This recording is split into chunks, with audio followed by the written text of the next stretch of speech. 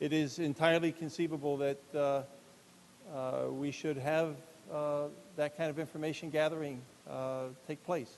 Thank you. Okay. It's not part of this bill. I know it's not part of the bill. Mr. Speaker, on the bill. On the bill, Mr. McLaughlin.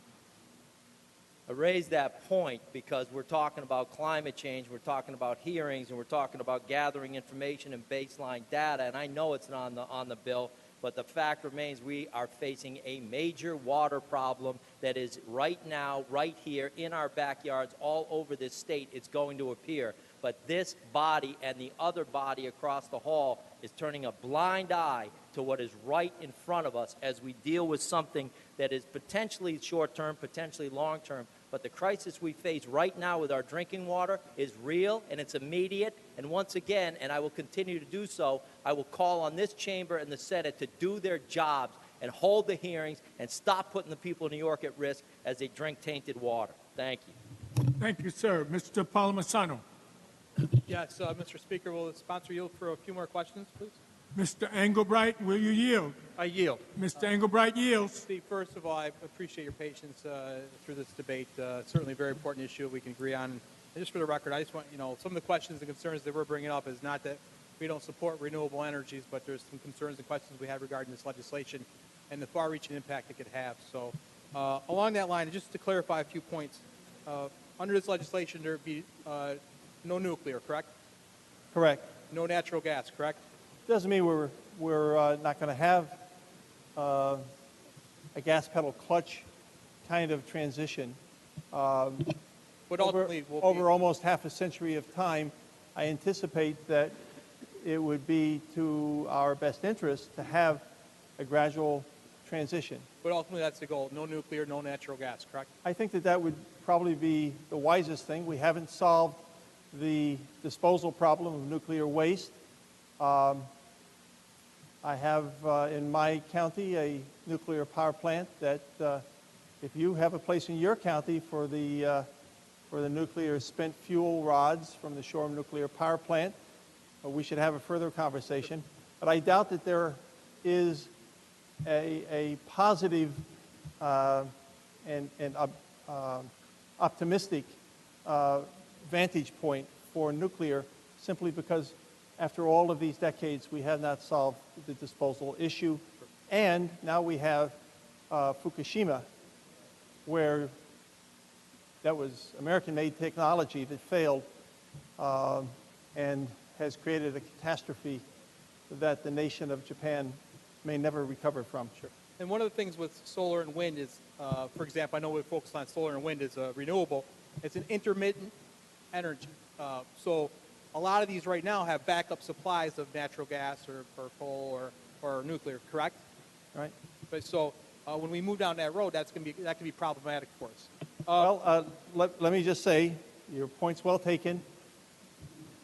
I believe that in part what we should be doing, and this bill attempts to do, is to set a standard, set a goal, codify some of the goals that have already been put in place by the executive, and move toward those goals in a systematic and predictable way. And in terms of the intermittency that you rightly referred to, let me point out at the Brookhaven National Laboratory in the county of Suffolk, there are advanced research programs underway now to develop super batteries to store the power so that when the clouds cover the sun, we have the power without disruption. When we were talking about how much generating capacity of electricity we need to produce the power so we can produce the electric and the heat and for our homeowners and our seniors in apartments, or so we can produce the power for our businesses. Right now, as we talked earlier, those renewables, solar and wind, make up a very small portion of that generated capacity, where nuclear and natural gas and coal make up the bulk of that powering capacity, correct? So that there's a lot of work that's going to be needed. There is indeed a lot of work that needs to be done that produces jobs, that produces new opportunities for working men and women throughout the state to train to enter into this expanding industry. And along with insulation, I emphasize that again, you can't just heat buildings. We have more than 40% of our electric output, by the way, is being used in homes and residences, we need to take and emphasize the companion piece to generating renewables, which is super insulation. During the debate, Steve, I thought, and if I heard incorrectly, I apologize, and maybe you can correct me, but I think you mentioned one of the things we could do is we can get some renewable power can come from Hydro Quebec. Was that accurate or is that not accurate? Oh, I'm not advocating Hydro-Quebec. Okay. Somebody was asking about whether we had another Niagara in our state. All right. We don't, I but just want to clarify. Quebec and Canada has abundant hydropower potential, and they've stepped in that direction. But no, I'm not suggesting that we import power. Quite the opposite. I believe we should develop our own power sources by utilizing renewables from the wind and most particularly from solar, Right here. as well as fuel cells and tidal power and the many other sources. And I agree with you on that. If we're gonna do this, we need to do it and make it in here in New York. So, Steve, you've been most generous with your time. Thank you, Mr. Palmisano. Mr. Speaker, on the bill. First of all, Mr. Speaker, my colleagues, I just want to say, the concerns that are being raised by our side of the aisle with this legislation is not that we don't support renewable energy, not that we don't want to improve our environment, but we want to make sure we have a balance and make sure everything is being protected. I was trying to think of an analogy I could use that could kind of make it more understandable. I guess I'm going to try this. I don't know if it's going to work. If it works, great. If not, but collectively in this chamber we have 150 members, and let's say that total weight combination is 10,000 pounds. So we're going to put a rule in this chamber that says we're going to lose weight. But the only people who have to follow the strict diet are only the people along the back of the chamber, just in the back aisles. No one else has to comply. No one else has to diet. But as a chamber, we're going to lose this much weight. But the only people that has to do this and eat the salad, can't have the steak, is the people along the back side. I would think after a while, the people along the back side are going to get a little tired of sitting there, and they're going to want to move up into some of the other aisles. And that's the analogy I'm trying to make here. I believe the intentions behind this are good. I know the sponsor. I know he means well. But when we talked earlier in this debate, if we eliminate the CO2 carbon emissions just from New York State, the impact as a total just in the U.S. would only impact 3.3% of the total carbon CO2 emissions. And then no one in this chamber can argue that we are not part of a global economy, a global environment. That number shrinks down to 0.5% if we eliminate that. So what's that going to do? In my opinion, unfortunately, I think it's going to devastate an already struggling economy that we have here in New York State. Let's face facts right now, ladies and gentlemen. The ratepayers in New York State right now on their utility bills pay about between $1.2 and $1.6 billion a year in energy taxes, fees, and assessments on their bill, the majority of which goes for solar and wind. Nothing for natural gas, nothing for nuclear. And what has this resulted in? The energy costs paid by our seniors, by our small businesses, by our homeowners, by our manufacturers, by our farmers, the fourth highest energy costs in the entire country. That's right now. So what will this legislation do? No doubt this is going to continue to drive up the costs because of the compliance and the technology requirements. So it's going to make an already difficult environment that much worse. Some estimates I've seen this initially could cost homeowners hundreds of dollars a year in the first year. This is just a plain out hidden regressive tax.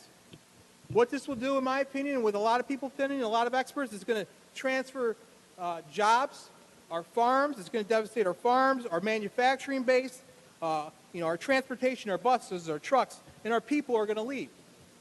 And quite frankly, I don't think we're going to get the result. The analogy I gave earlier about everyone in the back row, they have to die, but no one in the front row does. Well, if we keep eating and eating and eating, and that weight goes up, you're not going to get the result of trying to lose the weight unless everyone participates. But this bill doesn't make everyone participate. This bill just makes New York participate. And that's unfair to our manufacturers, and that's unfair to our farmers, and that's unfair to our seniors who are going to bear the brunt of this cost. We are 50th in business climate in this country. I guess we can't go any lower because where else are we going to go? I'm sick and tired of legislation and regulations that continue to put the burden on the job creators in this state who we want to invest and create jobs. I've seen the commercials. You've seen the commercials. We're open for business. Come to New York. Hogwash. Businesses don't look at what we say. They look at what we do. And when they look at legislation like this and they look at the regulations that constantly come back through this House, when they look at what we did with that budget that continues to increase the cost for our businesses, for our farmers, for our manufacturers, for our small businesses, for our homeowners, for our seniors, what's going to happen? And ultimately, this is not going to make a difference because no one else is participating. Pennsylvania's not participating. New Jersey's not participating. Certainly China, India, Brazil's not participating. So they can do whatever we want. But yet, New York, we're going to lead the way. That's not going to happen, my colleagues. That is not going to happen. We're going to continue to drive this economy into the ground. We're going to continue to lose manufacturers and farmers. We've already started to see that. This is not going to help. And to indulge my good colleague, Mr. Goodell, I think this violates the Constitution. The Interstate Commerce Clause. This is a violation of the Constitution, in my opinion. I'm not an attorney. Maybe Mr. Goodell could give me more expertise on that. Listen. Mr. Palumbo, we try not to use other members' names. I know, I'm sorry. Even when you're applauding them. I'm not Mr. Palumbo, but that's all right. Listen. I'm sorry, I'm digressing. No problem, Mr. sir. Speaker, Just a gentle reminder. Mr. Speaker, my colleagues, clean energy is important. I'm not disputing clean energy is a vital portion of what we need to do with our energy policy. But clean energy in and of itself is not enough. It needs to be affordable, and it needs to be reliable. We've talked about the intermittent energy sources of our solar and wind. We still need the backup power to do that. We still need nuclear. We still need natural gas. Think about your financial portfolio, your 401ks or your deferred comps. Do you put all your money just in cash, or do you just put all your money in stocks or bonds, or do you balance it? Just as you do your financial portfolio, we need balance in our energy portfolio if we're going to compete, if we're going to draw businesses here, and if we're going to be reasonable and sound economic policy. That's just common fiscal sense. Unfortunately, Mr. Speaker, my colleagues, this legislation does not do this. I think it sends us in the wrong direction. If we want to improve the business climate here, if we want to improve things, we need a balanced approach. And unfortunately, in my opinion, I think this bill goes in the wrong direction. I know the sponsor means well with this, and I have the utmost respect for him. I just think this is the wrong policy for their state and will send us in the wrong direction. And for that reason, I will be voting no, and I would urge my colleagues to do the same. Thank you, Mr. Palumbo. And now the long-awaited Mr. Palm. Oh, I'm sorry. It all ends with an O anyway. So. No, you talk so long, I lost my memory. My wife says the same thing. So. She must be a saint. Mr. Goodell.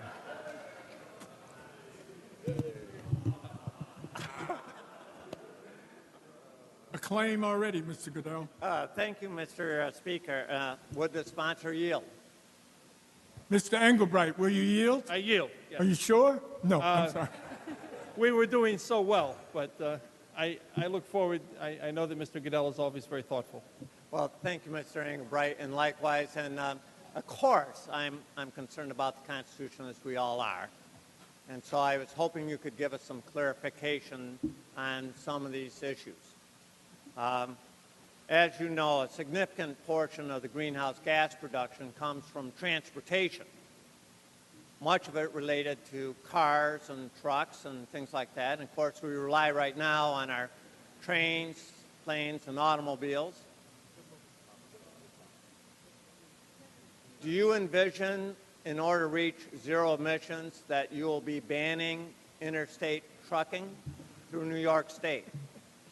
Of course not. We have, in fact,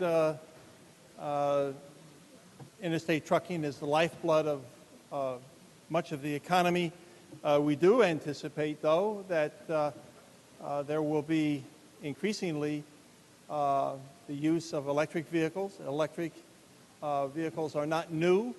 As you may know, electric cars were introduced to the marketplace in around 1901.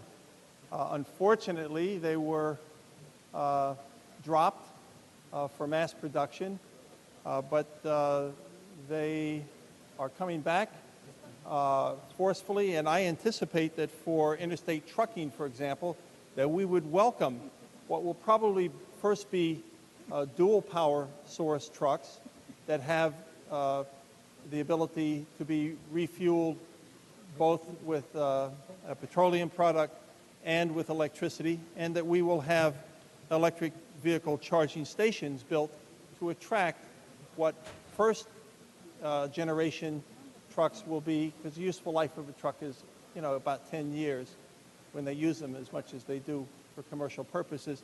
And we have 34 years to achieve our goals. And we'll have the dual fuel, if you will, vehicles to begin with, and then they will gradually see that it is economical. And for their own reasons, we'll shift over to electric.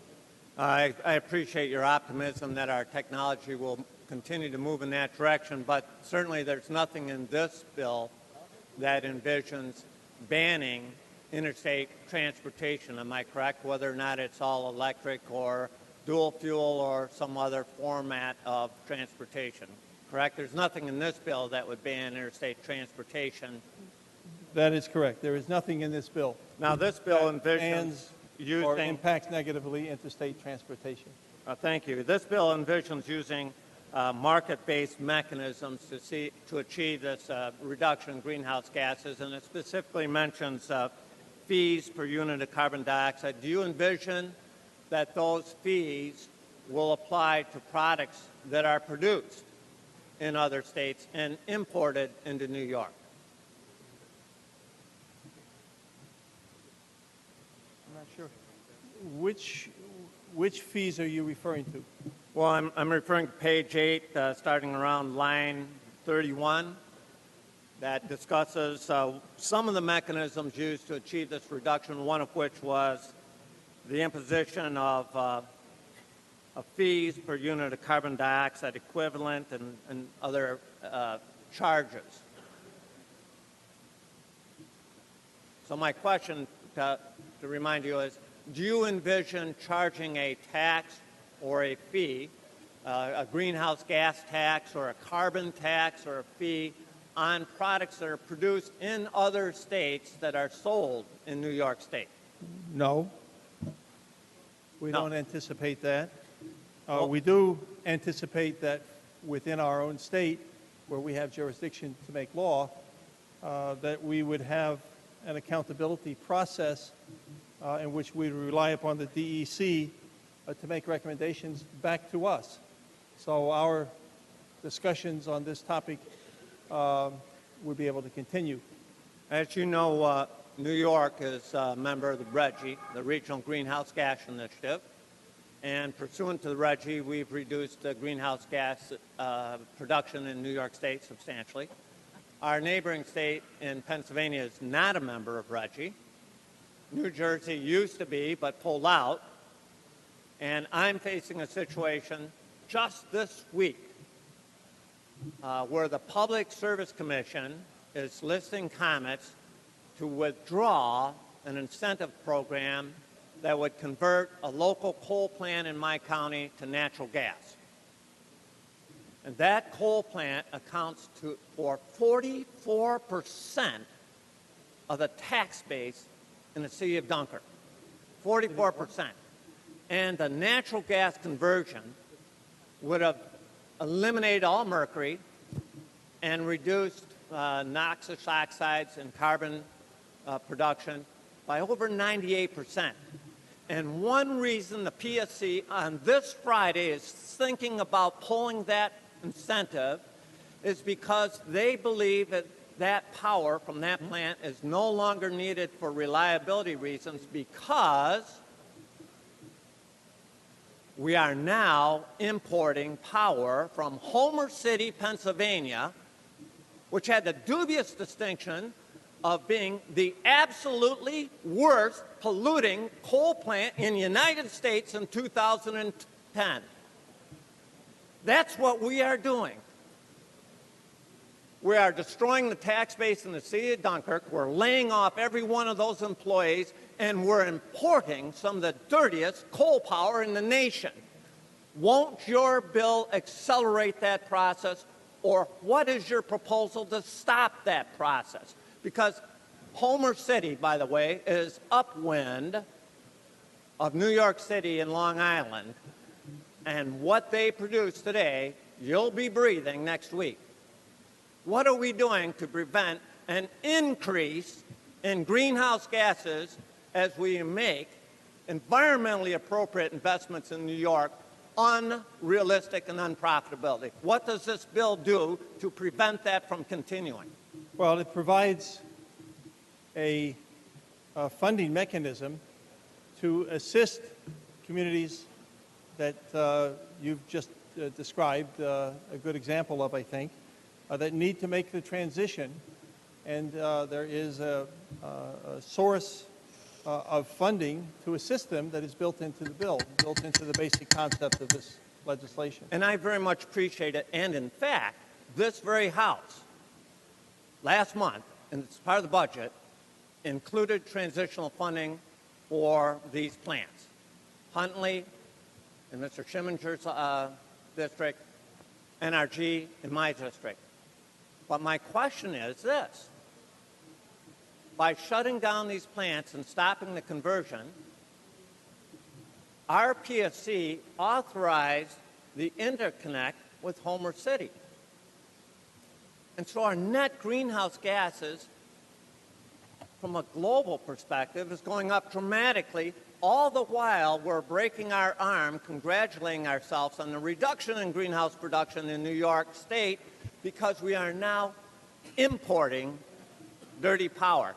What does this bill do to reduce the importation of dirty power from neighboring states? It doesn't speak directly to that aspect of your local situation. It does provide for transitional funding for local industries and local tax bases. It doesn't reach, as you already have clearly caused everyone to understand, it doesn't reach across state lines into other states. If, however, the legislation becomes law, all of the agencies, including the Public Service Commission, the DEC, NYSERDA, would have to have reports to us. And if those reports do not show consistency with the stated goals and objectives, then they would be subject to ridicule or worse during the budget process. Looking at the U.S. greenhouse gas emissions and sinks inventory prepared by the EPA, as you know, the EPA does a comprehensive analysis of greenhouse gas production, and they update it on a regular basis. Looking at the most recent report, they indicate that 9% of greenhouse gases come from agriculture. Your bill calls for the complete elimination of greenhouse gases. Am I then to conclude that you are proposing the complete elimination of agriculture in New York State? I'm really glad you asked that question because that assertion has been made by the Farm Bureau, of all things. I can imagine they're concerned. They should be concerned, but their concerns should not cause them to jump to conclusions that are unsupported. Are we having conversion funding for them too? There is no funding for a private not-for-profit organization involved with lobbying, no. But there is... That is a different constitutional issue. That is a different reality. There is absolutely no impact on any methane sources other than those that are anthropogenic, man-made, human-made. A cow does not qualify in that regard, even though they do have flatulent excess from time to time. And I assume then that you consider in that same category of not human-made manure management? They're not covered, in other words. And what about plowing the fields? Not covered. So even though all that greenhouse gas that's produced by agricultural based on man activity... We didn't just invent methane. We're excluding. We're not looking at it as even though it is a real problem, it drives about 40% of the global climate change equation on a global basis. Much of that, though, is coming from man-made sources, including poorly plugged holes from test wells, escaping gas from gas lines that crisscross the landscape, and yes, some natural sources. We can't and don't try to regulate the natural sources in this initiative in the bill that's before us. The EPA reports that one of the fourth largest source of carbon dioxide, greenhouse gas, is residential, of which a substantial portion is attributable to home heating. Do you envision that global warming will continue to the point where we no longer need to heat our houses in winter? Or how do you propose that we address residential heating, which currently, by the way, produces an estimated 345 million metric tons of carbon dioxide? There is a difference between weather and climate.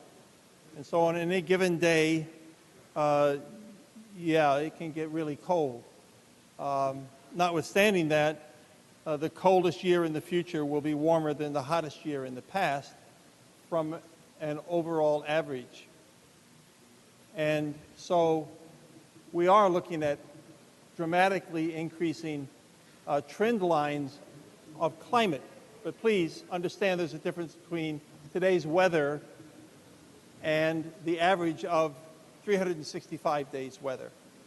That's Certainly. local climate. Certainly. Ms. Ingray, thank you very much. I appreciate it. On the bill?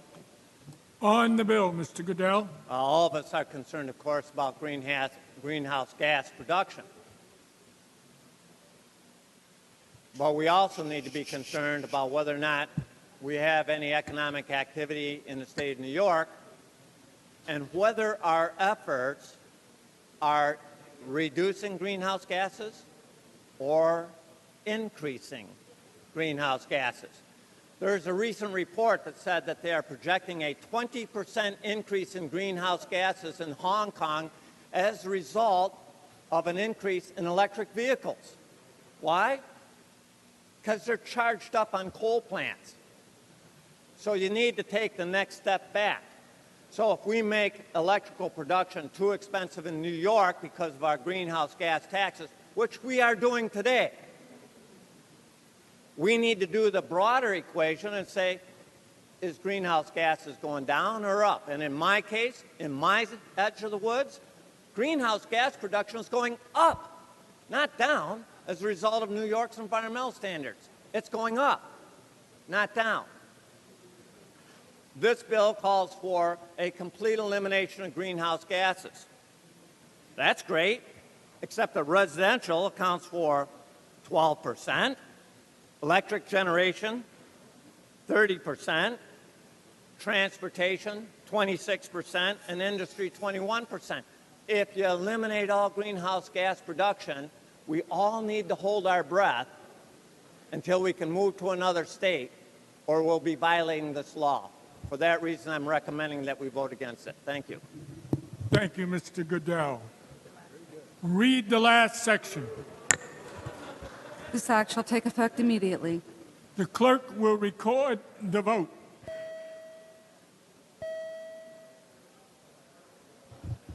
We need to reduce natural flatulence here.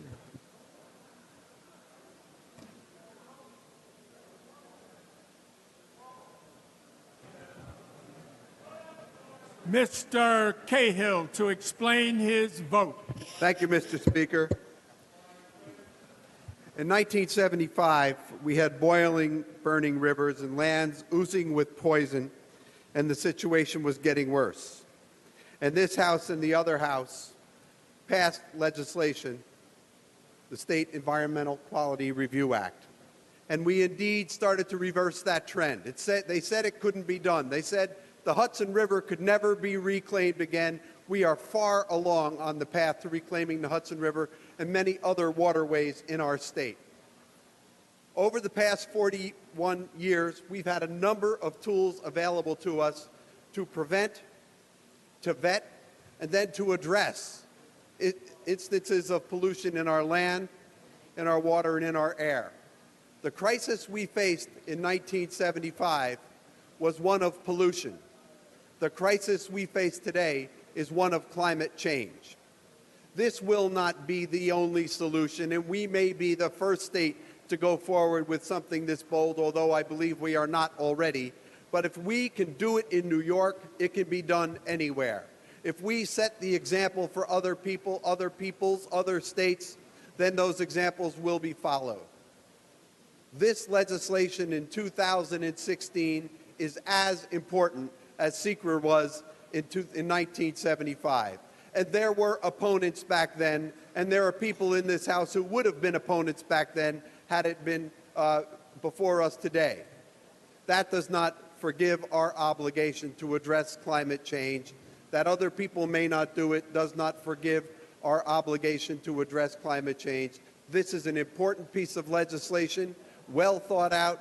I withdraw my request, applaud the chairman for his good efforts, and vote in the affirmative. Mr. Cahill in the affirmative. Ms. Russell. Thank you, Mr. Speaker. While we were on a break from session at the end of April, we had a snowstorm and had accumulation in the district that I represent in the North Country. While I was home over the long holiday weekend, farmers were putting up hay. Within essentially the span of a month, we went from snowstorms to putting up hay. I think as one of the best things that we can do for our agriculture sector is to be addressing the issues that they are facing. They are at the whim of the weather. They are at the front lines of dealing with climate change and the sporadic weather that is the result of climate change. So from a broader policy perspective, we need to address this issue so that we can continue to feed not only the state and this nation, but the world. In addition, these types of policies generally make this technology much more available and affordable. Farmers in my region are leading the way in adopting this type of technology, installing photovoltaic arrays on their farms. They get not only the benefit of trying to reduce our greenhouse gas emissions, but they are also insulating themselves relative to volatile energy prices because they will be generating what they need right there from the sun based on a one-time capital investment. So this really ticks a lot of boxes, I feel, for the agriculture community that I represent, and I can see how they validate these types of policies because of their adoption and use of these types of solar products far before other segments of my community are. So having said that, I'm very proud to stand here, and I vote in the affirmative. Ms. Russell in the affirmative. Mr. Engelbright to explain his vote. Thank you, Mr. Speaker. This is a very, very important moment for our body and for our state. We need to confront this issue. It isn't as if we don't have allies. The global food and beverage companies have called on the House lawmakers at the national level. I'm talking about Ben & Jerry's, Cliff Bar, Kellogg Company, Mars, PepsiCo, Stonyfield, Unilever, to highlight the impact that climate change is having on their supply chains. They're asking for help. They're asking at the national level, and we've heard some of our colleagues say that that's where some action needs to happen. I agree with that, but I believe that the way that it will happen is for us first to take action here. Sierra Club's memorandum of support, I just want to read their concluding paragraph. I think it's relevant in that regard. Quote, "This legislation is ambitious, but certainly not as daunting as the challenges climate change has placed before every New Yorker. Last year, the United States joined the rest of the world in Paris to set ambitious goals for climate action, including keeping this century's global temperature rise below 1.5 degrees Celsius. We're already at 1.1 degree. If we don't act resolutely together, irreversible cycles will perpetrate temperature rises and cause out-of-control warming. Following the pathway set by the New York State Climate and Community Action Protection Act will give us the best chance to lead the world out of the climate crisis. That is Sierra Club, end quote. I vote A. Aye. Thank you. Mr. Engelbright in the affirmative. Mr. Morelli? No. Are there any other votes? Announce the results. Ayes 92, noes 41. The bill is passed. Mr. Morelli. Yes, thank you, Mr. Speaker. Are there any further housekeeping and resolutions? We have both. On a motion by Mr. Gottfried, page 10, calendar 136, bill number 2981A, amendments are received and adopted. On a motion by Mr. Dinowitz, page 17, calendar number 302, bill number 7610D, amendments are received and adopted. On a motion by Ms. Paulin, page 76, calendar number 826, bill number 9574, amendments are received and adopted. On behalf of Mr. Simbowitz, Assembly bill recalled from the Senate. Clerk will read the title of the bill. An act to amend the elder law. Motion to reconsider the vote by which the bill passed the House. Clerk will record the vote. Clerk will announce the results. Ayes 140, noes 0. The bill is before the House and the amendments are received and adopted. Numerous resolutions, we'll take them up in one vote.